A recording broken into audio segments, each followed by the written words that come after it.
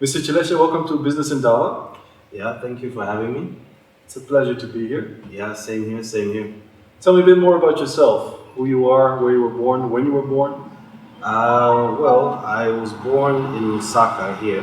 That was 1981, February 18th. I am the third of five children. Big family. Yeah. And my parents did divorce when I was younger, so two half sisters. Have a stepmom, stepdad, so it's quite a mixed family and interesting. It was interesting growing up, but you also learn a lot. A lot of lessons learned, and it brings you to certain stages in life that actually help you with a lot of things. Nice. Yeah, but otherwise, I'm an IT consultant, and I used to be systems administrator slash IT manager, depending on which company you're going to be involved in. Right. You know how Zambia is with those labels. Yeah. Yeah, but I decided to go full time by myself. I thought it was a better move, looking at the way, well, let's say the way the industry is structured. In as far as remuneration for the people that actually do this kind of jobs, and yeah, the reward as well. Before we get into that, I'd like to know a bit more about how you got there. So, what did you do to become an IT specialist? Yeah, okay, so I actually took the long way around. I actually only got some sort of IT qualification when I was like 28. 28, okay. Yeah, which is, well, pretty late in the industry. Most people would have been full time in their job. For me, that's just when I got my IT certification, my Microsoft certified systems engineer qualification. And that was here in Zambia, or you went abroad? No, that was here actually. Okay. Yeah, through correspondence, but there was also a college here that was doing it. I forgot what they were called. Oh, New Horizons. New Horizons. Yeah, Okay. that have a partnership with Microsoft and offer quite a good range of things. At the moment, there's one called TechnoMarine, Okay. which also is affiliated to New Horizons, and they also offer quite a range of IT qualifications.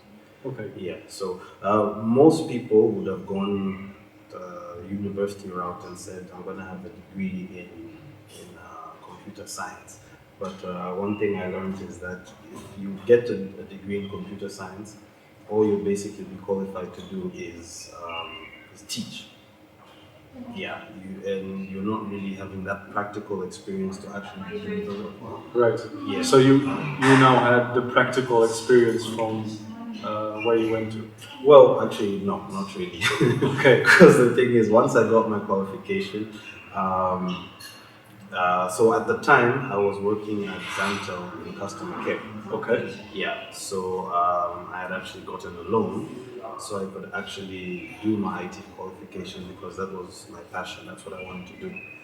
So, and then consequently, soon after I finished my course, Lap Green had come in and bought Zamtel, and then we were retrenched. So I figured it was a sign, and I had my IT qualification, so I decided to go at it alone.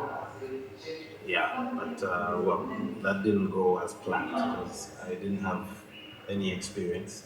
I didn't know exactly how the market was, and yeah, so I struggled for a year, and I was tempted to go back to customer care, but I figured if I really wanted to do this, then I would have to I'd have to get my first IT gig. Right. Yeah, so So how did you pivot from that? yeah, it was difficult finding a job with no IT experience whatsoever, whether you're qualified or not. You know how you know how this country is. But luckily, I had a friend who owned a company, Net1, he joined. Okay. Yeah, so he was able to give me, Okay. yeah, an inroads. It wasn't exactly what I studied, but it was something. Right. Yeah, and so So you used your network. yes, basically, Right. use my network to just get a footing. But early on, I realized that I would have to, I would have to get, I would have to get that experience as far as the ICT environment was concerned. Okay, so when you started working at Net One, Yeah. how long down the line are we looking? How old were you? That was 2012, so I was 31. 31. Yeah. Okay. I think no, sorry, that was 2011. So I was 30. Yeah, so that was about 2 years after I had left Zantel to try to. So it took me 2 years to get back into working, into the formal working environment. Right. And yeah, from there it was basically 2011 to about what was that? 2017. So about 6 years, 6 years in formal employment. At least moving up. I mean, your assistant, your IT officer, then afterwards assistant administrator. The last gig I had was IT manager of Diamond Insurance, which is all well and good on paper. But after 6 years, I figured I was still doing the same things. I was not being pushed, and I like coming up with new solutions and Challenges. yes, yes, and it has to be solutions that actually help the common Zambian. If you're just stuck in one place and you're resolving issues, and most companies don't really want to spend money on IT infrastructure or solutions, or they'll just have their current infrastructure and just stay with that and wait till problems arise and you have to fix Typical. them. Yeah. Yeah. Yeah. If I look at the West, most companies have a budget for the IT infrastructure. Sure. Would you say that that's the same in Zambia, or is that something like people forget about it and eventually they're like, oh shit, I need to have A, B, C, D to keep my company running? Yeah, no, I think it's very rare. I mean, like for me, how I like to operate. Yeah, I mean, like with my business, if you say, okay, I need this and this and that. So the first thing I'll do is about like I need to come and do an assessment, a site assessment. I check out your systems. I check out what equipment you're using, how your topography is set up, and then I start to see the chinks in the armor, how I can actually put things together. Once I do that, then you can now decide how and how you actually want to move forward. But I think rather than wait for the customer to tell you what their problem is, it's better I find out and tell them. Right. Then they can start looking at the budget and how it is going to be and everything. But I mean, yeah, I mean to come back to your point, it's more of the puncture. There's a puncture, and we need to mend this part. Reactionary. Yes, exactly. Okay. Very reactionary. Okay. And looking at the technology being used in these businesses, would you say that they are parallel to what you expect in the West, or are we lagging behind here? Well, I'll tell you the truth, we are lagging quite behind because I mean, like I can tell you, just when I got my qualification, I had big dreams. I was like looking at about cloud storage or just data centers and IP telephony. But I mean, little did I realize there are lots of obstacles um, in between these solutions. But obviously, those would make so much sense in third world countries because they would be cheaper and they would help productivity and everything. But I mean, yes, we're really lagging behind, and I think there's also a lack of impetus from maybe people high above, maybe government as well, to sort of put initiatives forth that actually would help push forth maybe some sort of IT revolution, because otherwise we're just average. Right. Yeah. Why do you think that is? Is it, like you said, the reactionary mode of operandi? Yeah. Or is it just that we are simply ignorant and we don't know what's going on? I think it's a bit of both because for the most part, when I go to a client or I'm talking to somebody about certain things, I mean, unless I'm talking to another IT savvy person, there's not too much you can actually communicate to that person, Yeah. without having to maybe dumb it down. Yeah. So it's frustrating. But I think that there's a basic level of knowledge that people should have in this world today. When you go abroad, everybody is up to breath with like a lot of things, and that's why also I mean, other than just doing my consultancy work, which is IT support mainly, and site assessments but I also would like to go into training, because I think it's important. You have to train people to even know the basics. Then you don't even have to do the work for them. Right. They can do their own IT support. They can actually do everything for themselves, and I think that's better than having to call back somebody to fix something all the time. What do you normally come across when you meet your customers that they have? What are the basics? The printer is not working. Okay. There's no internet. Okay. So for the most part, you have to you start with that, and then, like I said, normally I just go and check everything, and then you just come up with the solutions there and then. But yeah, I mean, most people don't even like taking care of a lot of their equipment. You find printers really dusty, dirty, which actually affects it, and Right. just they just like, as long as I'm able to type my document and send the email, then I'm good. Yeah, but it's like anybody You else's. can use your phone for that, right? Yeah, exactly. Yeah. So, but it's like anybody else's equipment or anybody else's tool. You have to take care of it. Maintain it. Actually, yeah. So, I think people just should really pay attention more and take it a bit more serious, because look, I mean, the technology age has been here already, and the more you fall behind, then the more progress you're not making. Yeah. Yeah. So, in terms of infrastructure, what do they have? A printer, a computer, internet connection. That's it. Yeah, more or less. That's the basic setup, depending on how many users they are. But some slightly bigger companies, or maybe companies that have a more complex business structure, that may need maybe some people have different printers for each and every user. But I mean, obviously, it's better to have a network printer. You have your server, you have a file server, you have your application server as well, which has all the applications on one, and then that just administers all the services to the clients, the users, and such more complex structures are a bit more prevalent these days. But I mean, there are always inefficiencies in the way things are set up. That's why I like to set it up from scratch, and then you know how you want something to be. But most people that run businesses are stubborn.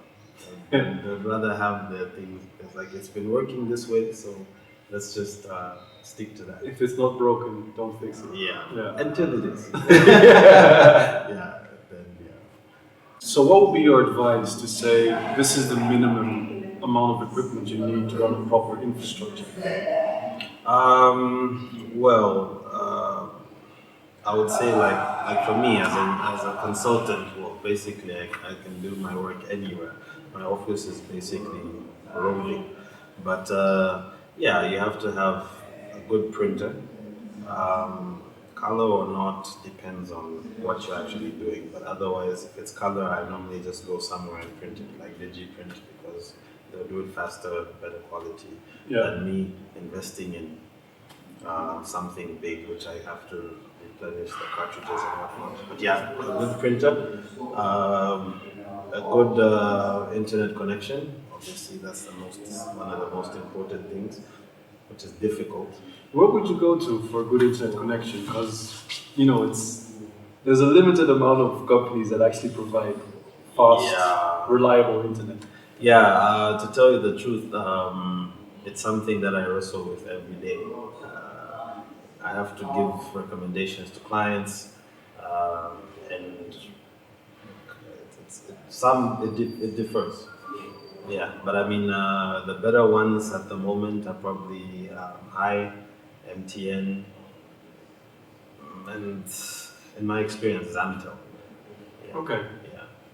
But they all have their flaws and they all have their downtimes and uptimes. So um, I would suggest normally you have a consistent one and have a very good customer relationship with somebody in the technical team so that they can resolve issues faster and not and be honest with what the causes are of the downtime, and then have a backup as well, which which can run after you are not using the other one. But I mean, of course, it sounds like it's expensive, but these days at least you can tether your I mean, the bundles from your phone are cheaper. Hotspot, right? Yeah, so you can just hotspot yourself, and that can be a stopgap, but it's not the long term plan. No, right, because for small businesses this could work, but if you're a large company, hotspotting would. No, that's definitely not. Like I have a MiFi that's my backup.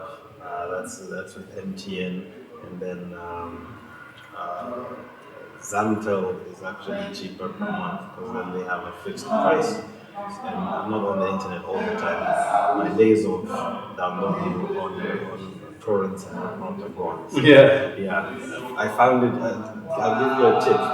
Everybody has almost everything downloaded, so just go and ask them. You don't have to waste your money. That's a good one. Yeah. So you again use your network. Yeah, use your network, and you'll get all the movies, all the latest stuff that you want. I don't know why people are obsessed with the latest movies or something. Peer pressure, I guess. Yeah, I guess so. I don't really have that anymore. So school days. It's a good thing. Well, you got kids, so your kids will be like, "Dad, I want A, B, C, D." Yeah, you know. yeah, true. It continues that way. Yeah, true.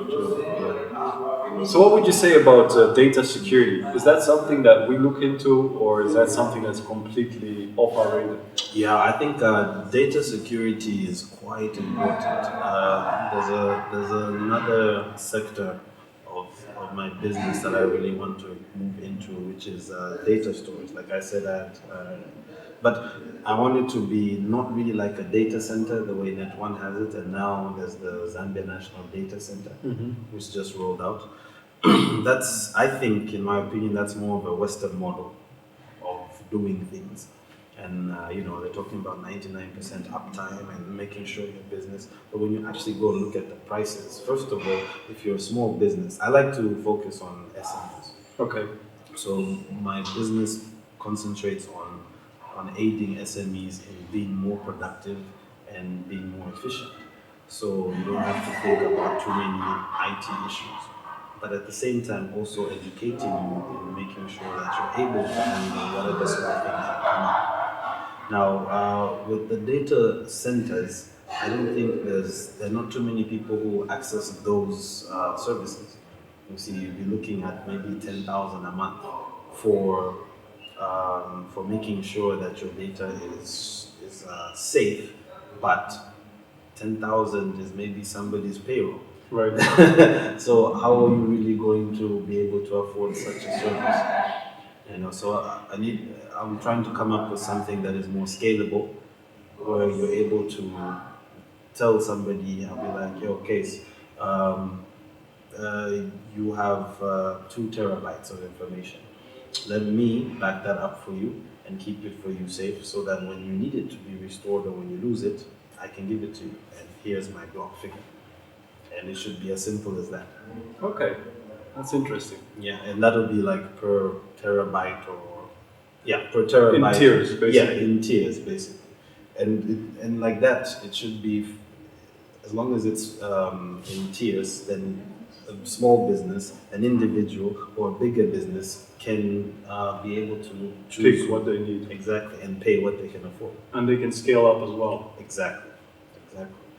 So that's what I'm working on, and I mean, information security is very important because every day people are losing hard drives, or they're stolen their laptops, and you lose Hacking. vital information. Yes, and hacking, or they get corrupted, the viruses, and I think it's very important. Lawyers, accountants. So, what's the time frame that you're looking at to implement this?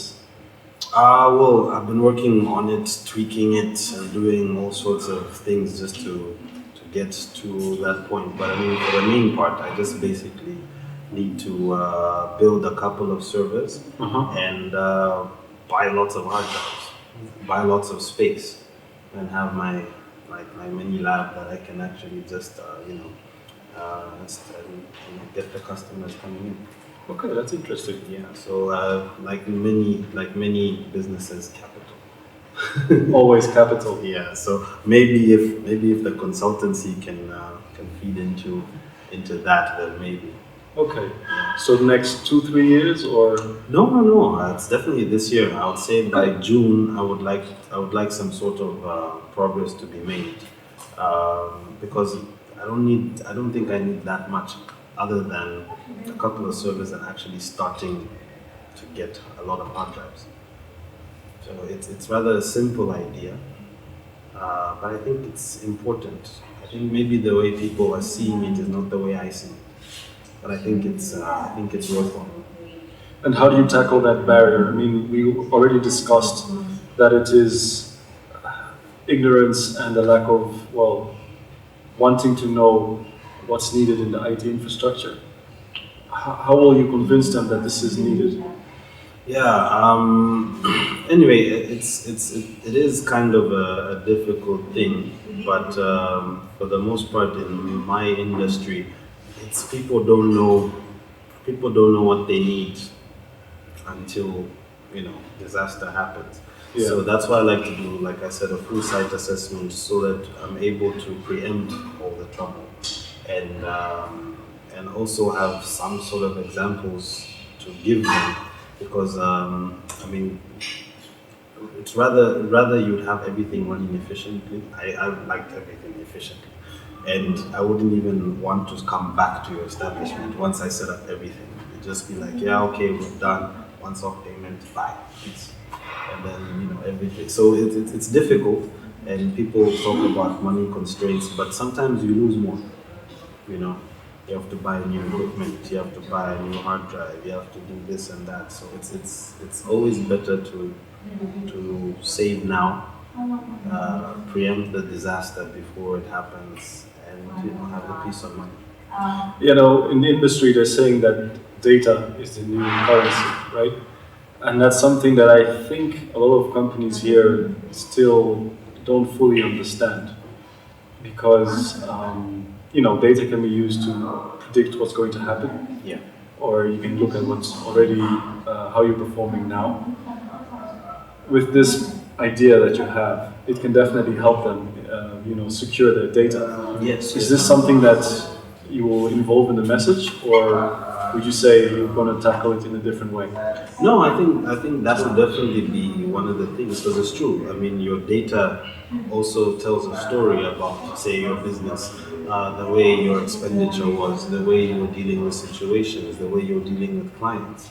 So obviously it does paint a picture, and also can give you indications of where you need to go, or where you've been going wrong. And it's true. I mean, but maybe maybe data analysts have to also be involved in that way and say, okay, this is the picture, and maybe you need to change a few things. I think there are a lot of different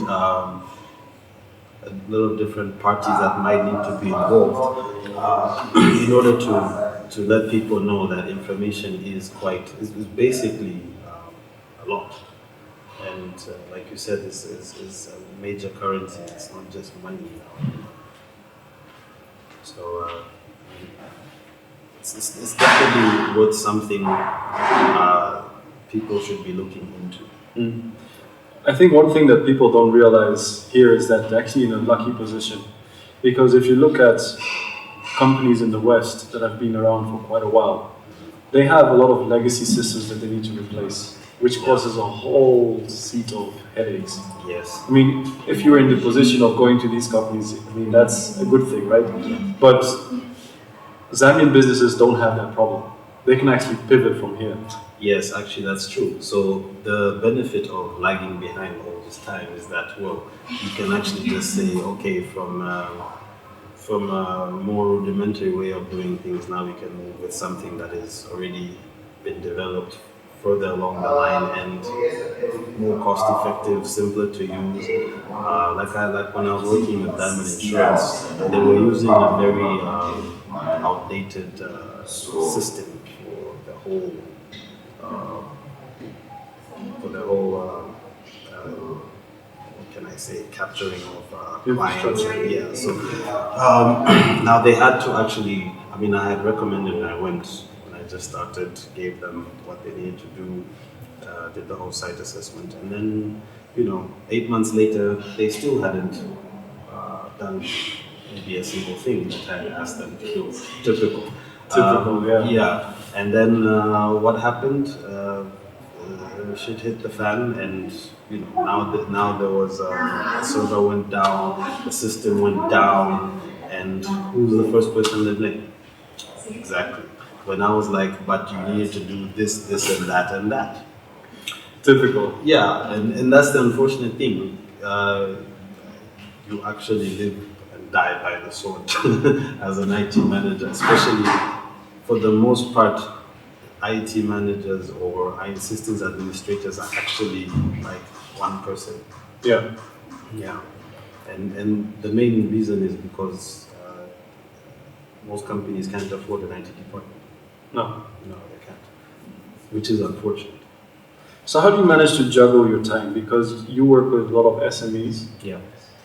How do you manage to help out all these companies? Yeah, well, I mean, look, I'm a family man, so I've got 3 kids, and I have to be up and down making sure that they're okay. But then I also have certain clients that I have to service. But you just have to, know your limits, and I can't take on too many clients because that also doesn't work. Right. That eats into my delivery time and all the things that I can actually do. So it's sort of case by case, and sometimes I'm much busier than not. But I'd rather have 1 or 2 clients do the job well, move on to the next. And like I said, if I do the job really well, then I probably won't have to have repeat calls, and that's the main goal.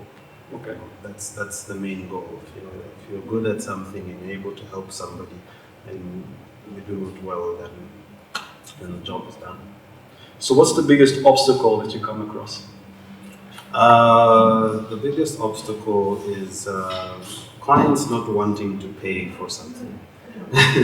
You tell them this is probably the best solution that you can get, whether it be like this is the best server you should get, the best router, the best antivirus, the best program for accounting that you're doing. Well, they'll be like, well and good, and then when they actually look at how much it costs, well, then people back off, and then, which is sad because then they don't get that solution, and they'll probably have to wait until something bad happens, and they'll still have to spend that amount anyway, and probably even more. So And be limping along. yeah, so it's for me, it's really a problem and it's frustrating. So how do you manage to change people's mindsets to make them realize that the IT department is actually an extension of making their business successful? Yes, exactly, and it's actually a core part of making their business successful because there's not much, even though they don't realize it. You're on the internet, you're printing, you're doing this. It's a whole ICT environment that actually makes everything move. I mean, everything has just really been digitized, and it's just sensitization. It's pointing out certain things, even in very even in very in and about ways, but you're just telling them this is important, that is important, and this and that. And once they get it into their head, then they're more willing to improve, Yeah. part with certain monies, Yeah. so that they get it done. And so I also have to be convincing enough to say that I am professional enough and know what I'm doing. And if you spend this amount of money, believe me, you'll be fine. So say I'm an SME and I come to you and I'll be like, Mr. Chileshe, I need you to do an assessment. What are the next steps? Could you give us a... Well, yeah, okay, say so you have your business, and then I'll say, okay, I'll come to your offices, let me do the site assessment. Normally the site assessment is free. Okay. Depending on the scope of work that might come out. But if it's a really small office, and there may be, 5 to 15 users, then that shouldn't be too much. It's a free site assessment. I'll drive over there, see what you have see what you guys have set up and everything. After that, exchange contact information. Then I'll send an email probably later that day, highlighting the different issues that you do have, and steps forward, and financial implications as well, so that at least you have a full view, knowing where are the critical areas that you're lacking, and where you will need to spend more money, and how much that is all going to cost, and probably my consultancy fee. And you actually, even with all the implications, the financial implications spelled out, you won't even have to use me as the person that's going to do everything and get your third-party vendors involved or not. But the main point is that you will have it all set up. Okay. Yes. Do you have a website that they can reach you on? No, actually, I have that in progress. Okay. That in progress, yeah. So how do we get in touch in the interim? I do have a Facebook page. Okay. Yeah, it's at IT Guy Zambia. IT Guy Zambia? Yeah, at IT Guy Zambia, and there I share some helpful articles, just post a few works that I've done, and I honestly should update it. Yeah, but and my contacts are there. You can reach me on WhatsApp. And especially on WhatsApp, if I'm not busy, I can take care of a problem remotely. We can talk on the phone or something at no cost. So, perfect. Yeah. Mr. Chileshe, thank you so much for your time. No, thank you. Cheers. Cheers.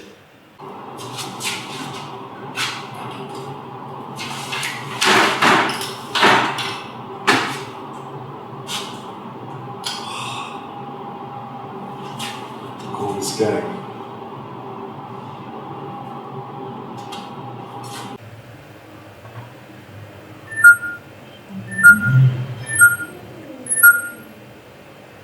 Hello?